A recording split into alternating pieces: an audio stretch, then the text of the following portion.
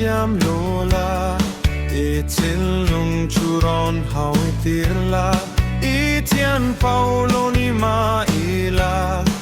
e tian tha berni kadu e tin lung la klau kha kalam ram hoi tila he lui hi ka kan don ge kan don lo min fil ro bao le lam ami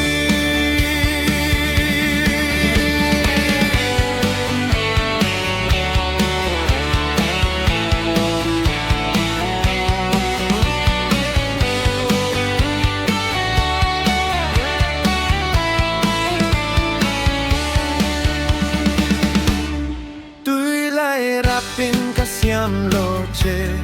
iswang tua na may anika katian may inika ato pabang tildang nga omlo itin lung maksaka ralelam hawi tila helui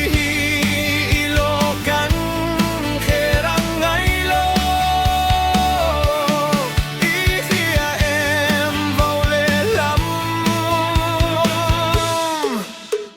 ami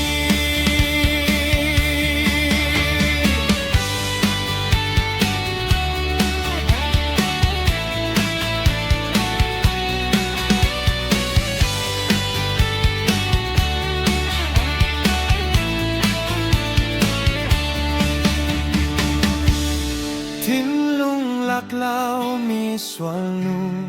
tin lung maul pakaduh loche kabet na che min bep la kaning pahnulay emay itin lung laklaw ka kalam rang hay tila